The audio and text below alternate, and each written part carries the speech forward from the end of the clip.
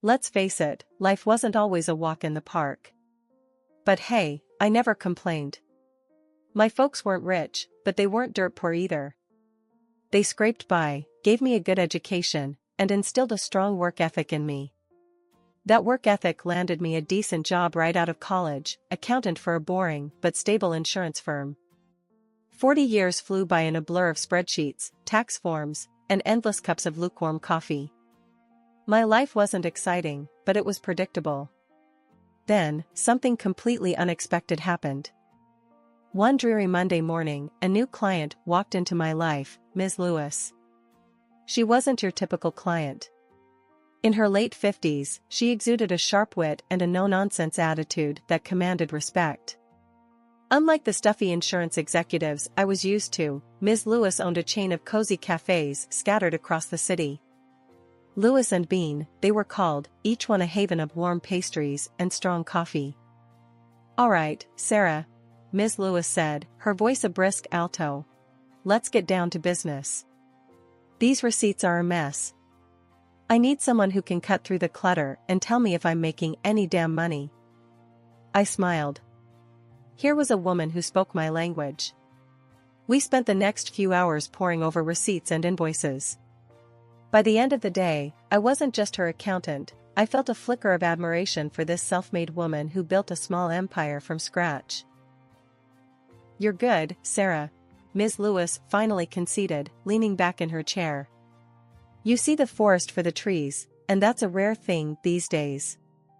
"Thank you, Ms. Lewis," I replied, a sense of satisfaction warming my chest.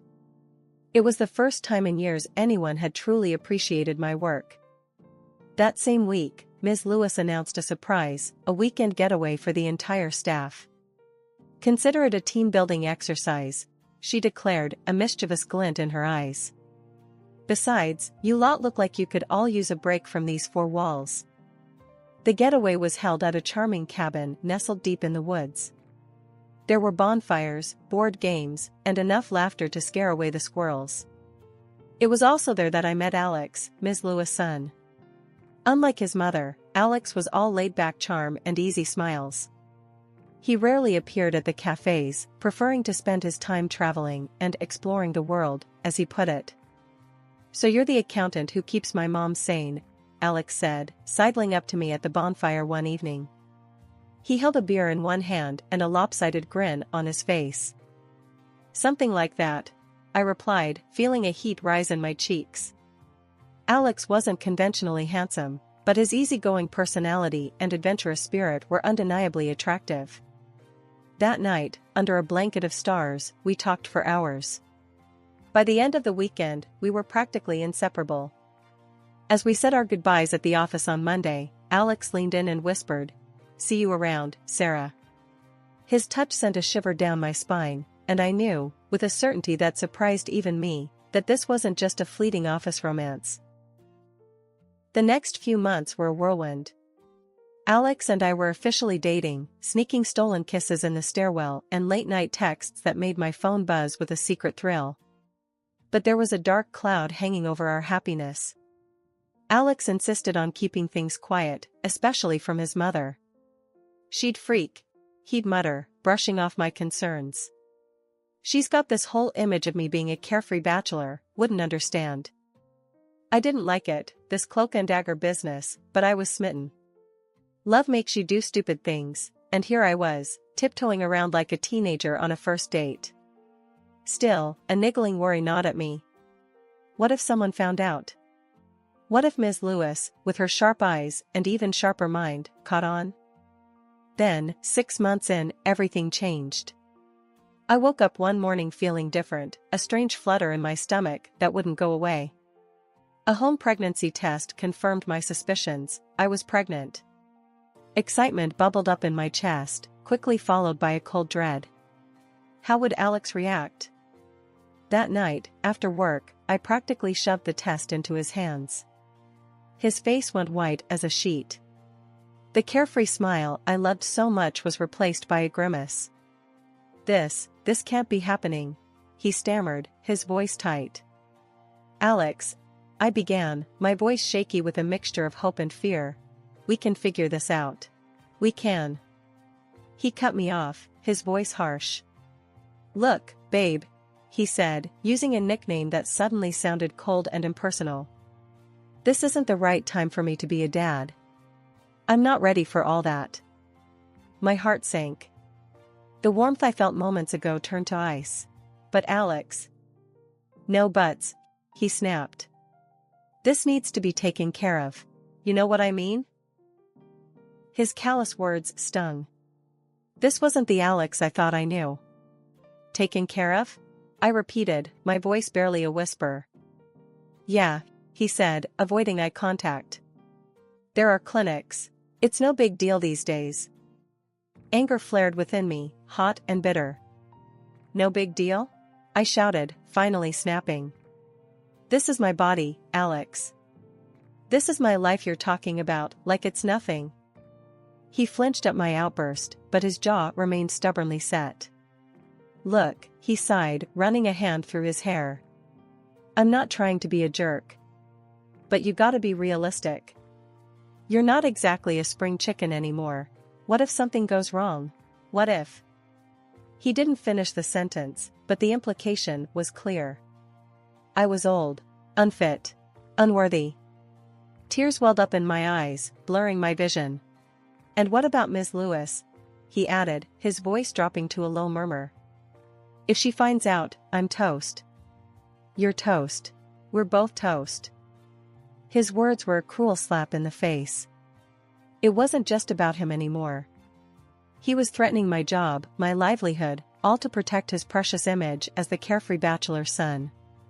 The man I loved was turning out to be a selfish coward, and the realization shattered me. I spent the next few days in a daze. I couldn't sleep, couldn't eat. My work suffered, and Ms. Lewis, bless her perceptive heart, must have noticed. One afternoon, she called me into her office, her usually sharp eyes filled with concern. Sarah, she began, her voice gentle, but firm. What's going on? You look like you haven't slept in a week. Taking a deep breath, I blurted out the only truth I could manage. I'm pregnant, I whispered, the tears finally spilling over. And the father, he left me. My voice cracked, and a sob escaped my lips. Ms. Lewis pulled me into a surprisingly strong hug, her arms a warm haven in the storm of my emotions. Ms. Lewis' hug was a dam breaking open. Tears streamed down my face as I poured out my story, the betrayal, the fear, the overwhelming desire to keep the baby. However, I did not mention the name of the scoundrel. To my surprise, she didn't judge. Instead, a knowing sadness clouded her eyes. Men can be real jerks, Sarah, she said, her voice rough with emotion. My own husband walked out on me years ago, leaving me with a tiny Alex to raise on my own. It was tough, honey, tougher than you can imagine, but I did it. Her words were a balm to my wounded soul. Here was a strong, successful woman who had faced similar hardship and emerged victorious. It gave me a flicker of hope, a belief that maybe, just maybe, I could do this too. Look, Ms. Lewis continued, her voice firming up. This is your decision, Sarah. But if you choose to keep the baby, I'm with you all the way. We can figure out a way to make things work. Maybe some remote work, lighten your load a bit.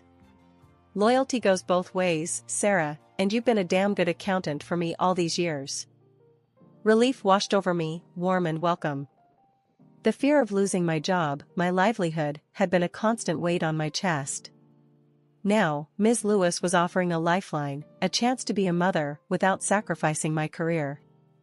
The next few months were a blur of doctor's appointments, nesting instincts, and a growing sense of determination. Alex never called, never checked in. But with each passing day, the little life growing inside me filled that emptiness with something new, something precious, a love that was fierce and unconditional. Finally, the day arrived. A healthy baby boy, with chubby cheeks and a head full of dark hair, entered the world. Holding him in my arms, the tiny fingers wrapped around mine, I knew I'd made the right decision. Life settled into a comfortable rhythm. My days were filled with the gurgle of baby laughter, the clatter of tiny fists on the high-chair tray, and the quiet hum of work emails answered between diaper changes and nap times. Ms. Lewis, bless her heart, even offered to help out with childcare sometimes, spoiling my son rotten with trips to the zoo and afternoons filled with her famous chocolate chip cookies. Then, one day, Ms. Lewis dropped a bombshell on me. "I'm thinking of shaking things up, Sarah," she announced, her eyes twinkling with a mischievous glint. "Those cafes have been good to me, but I'm hungry for a new challenge." She explained her plan, to ditch the cafes altogether and open a bakery. Not just any bakery, mind you, but a franchise of this hotshot bun company everyone was raving about. "It's a gamble, Sarah," Ms. Lewis admitted, "but I have a good feeling about it." As the accountant, the financial side of things fell to me. I crunched numbers, analyzed reports, and presented Ms. Lewis with a detailed business plan. The more I dug into it, the more excited I became. Of course, not everyone was on board. The day Ms. Lewis announced her plans to the office, the door practically slammed itself shut behind a fuming Alex. "You're crazy, Ma," he yelled, his voice echoing in the stunned silence. "Those cafes are a goldmine. Why would you throw it all away for some stupid bakery fad?" His outburst was both shocking and unwelcome. Alex completely ignored me, didn't even spare me a glance as he stormed past my desk. It stung, a prick of fresh hurt, but I quickly pushed it down. Ms. Lewis, however, remained unfazed by her son's tantrum.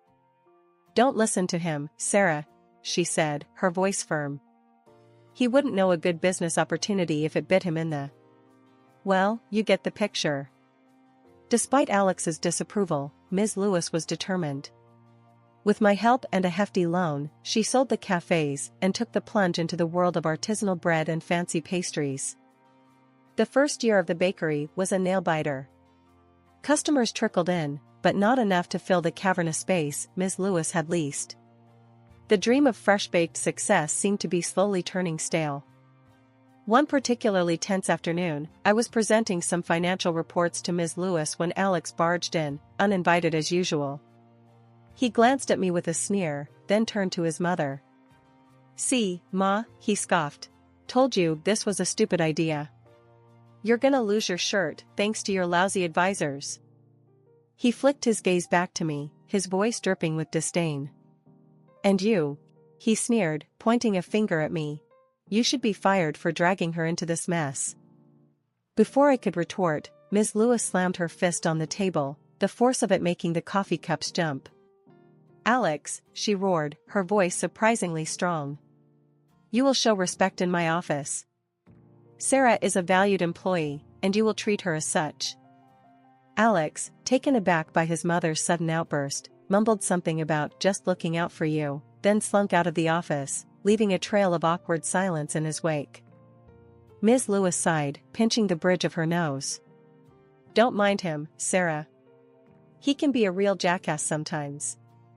I managed a weak smile. Alex's presence was always unpleasant, but witnessing his blatant disrespect towards his mother was a new low. 3 years later, that hard work paid off. Customers became regulars, raving about the sourdough bread and the decadent chocolate croissants. The bakery, once a struggling startup, was now a local institution, a bustling hub of deliciousness. Ms. Lewis and I celebrated the bakery's first $1 million year with celebratory cupcakes and an extra-large pot of coffee.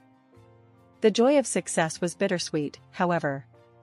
Just a few days later, Alex strutted into the office, not alone this time. On his arm hung a young woman, all blonde hair and tight dresses, his new wife, as it turned out. They were there to discuss household matters with Ms. Lewis, their voices laced with a sense of entitlement. As they walked past my office on their way out, I couldn't help but overhear a snippet of their conversation. "She's being a stubborn old bat," Alex grumbled. "Refuses to give us any money. Maybe we should just..." His voice trailed off. The rest I could only piece together. It seemed they were hatching a plan that involved taking money from Ms. Lewis without her consent. My stomach clenched. I couldn't let this happen. I rushed into Ms. Lewis' office, spilling the details of the overheard conversation. Ms. Lewis listened intently, her face grim. "Alex," she began, a world of weariness in her voice. "I knew he'd changed, but I never expected." But we didn't have time to do anything because a shadow began to fall over Ms. Lewis' bright spirit. What started as occasional fatigue escalated into frequent bouts of illness. She'd brush it off, claiming it was just getting old, joking about how even her body was finally ready to scrap after all these years. I, of course, wouldn't have it. "Don't be ridiculous," I'd retort. "You've got more energy than most 20-year-olds I know. You just need to see a doctor." But Ms. Lewis, bless her stubborn heart, was determined to stay on her feet. The bakery was finally hitting its stride, generating its first real profits, and she didn't want to take her eye off the prize. "There'll be time for doctors later, Sarah," she'd say, her voice a little raspy. "Right now, we've got a bakery empire to build." Then came the day that turned my worry into full-blown dread. Ms. Lewis was presenting a new line of seasonal pastries to the staff when she suddenly doubled over, clutching her stomach. Panic surged through me as I rushed to her side. "It's nothing, Sarah," she gasped, her voice weak. "Just a wave of dizziness. Give me a minute." She reached into her purse, her hand trembling, and pulled out a small bottle of pills. "Just need a little boost," she mumbled, offering me the bottle. I took it, eyeing the plain packaging with suspicion. No label, no expiry date, just a jumble of unfamiliar letters. "What are these?" I asked, my voice firm. Ms. Lewis winced. "Alex got them for me," she admitted, her voice barely a whisper. "Some new thing for energy and focus," he said. "Strong stuff apparently." My blood ran cold. This wasn't a coincidence. This was an attack. Alex was somehow, someway, making his mother sick. The thought filled me with a rage so primal it scared even me. "We need to get these tested," I declared, my voice hard. "We need to know exactly what's in them." Ms. Lewis, shaken but resolute, nodded in agreement. "Meet me at the office tomorrow," she rasped, her voice regaining some of its old strength. "We'll figure this out, Sarah. We always do." Her words fueled my resolve. I wouldn't let her down. Leaving work early, I tucked the pill bottle into my purse and headed straight to the lab. There, I met with Emily, a brilliant chemist and one of my closest friends. Whisking her into a secluded corner, I filled her in on the entire situation. Emily listened intently, her brow furrowed in concern, and promised to expedite the analysis, and I left the lab with a churning stomach, the weight of the knowledge heavy on my shoulders. The next morning, even before I reached the office, my phone buzzed with an email notification. It was from Emily, the subject line, "Stark. Analysis results urgent." My heart pounded as I clicked it open, dread twisting in my gut. The email confirmed the worst. The pills contained a potent cocktail of substances, designed to mimic energy-boosting supplements, but with a sinister twist. Long-term use could lead to serious health problems, potentially even death.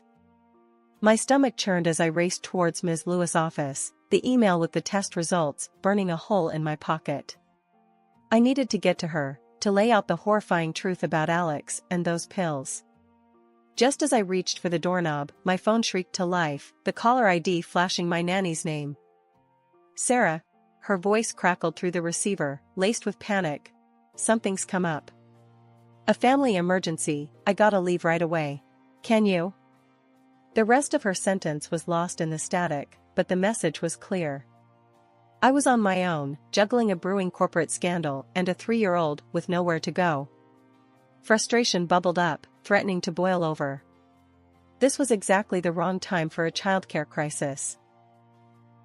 Thinking fast, I called my son's daycare, only to be met with their voicemail message. Desperate, I dialed Ms. Lewis' number, hoping for a miracle. "Sarah? What's wrong?" Ms. Lewis' voice came through, laced with concern. I explained the situation, the jumble of childcare woes, and a burning need to discuss something urgent. A beat of silence followed, then a sigh. "Bring him in, Sarah," Ms. Lewis said, her voice firm. We'll figure something out. Relief washed over me.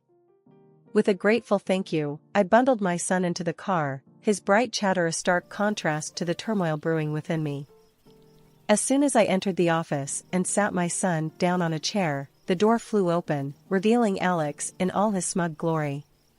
On his arm hung his glamorous wife, her perfectly coiffed hair and designer dress a stark contrast to the chaos of my day. Their arrival was like a punch to the gut. But before I could react, Alex spotted my son, who was happily exploring a corner of the office.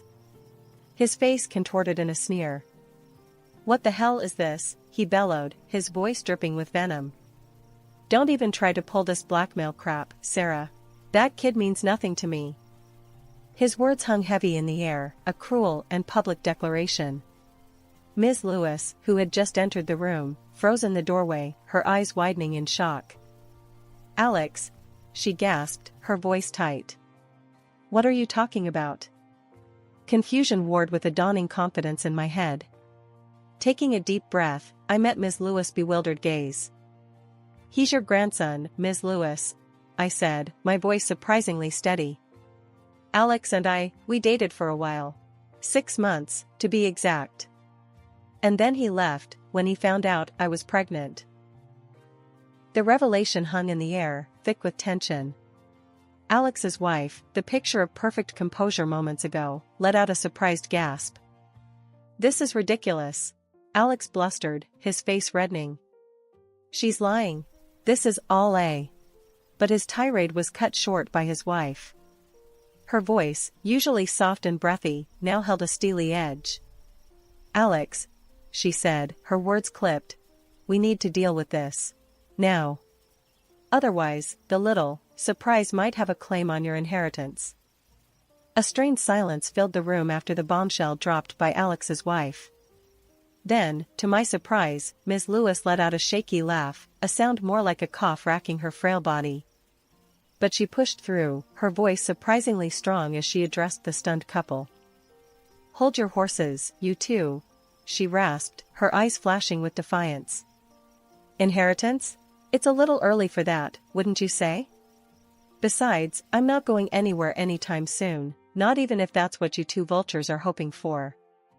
Her words hung heavy in the air, accusation dripping from each syllable. Then, with a dramatic flourish, she pulled out the email I had forwarded her earlier. "And thanks to Sarah here," Ms. Lewis continued, her voice gaining strength, "I know exactly what that little gift of yours is all about." She pointed a finger at the pill bottle. "Poison, that's what it is. You tried to poison me, Alex." The color drained from Alex's face, replaced by a sickly pallor. His wife, once the picture of composure, began to fidget nervously, her carefully painted nails digging into the flesh of her arm. The jig was up, their little scheme laid bare. "You're out," Ms. Lewis declared, her voice ringing with finality. "I'm changing my will. You get nothing. Not a dime, not a single brick from this bakery." Anger flashed across Alex's face, quickly morphing into a desperate plea. "But Ma," he whined, "give me another chance. I was just..." Just then, the office door swung open, revealing 2 uniformed police officers. Ms. Lewis had called them the moment her suspicions were confirmed. Alex and his wife, their facade of arrogance crumbling, started pointing fingers at each other. Alex blamed his wife, spewing accusations about it being her idea. She, in turn, shrieked about his manipulative ways and how he'd forced her into the scheme.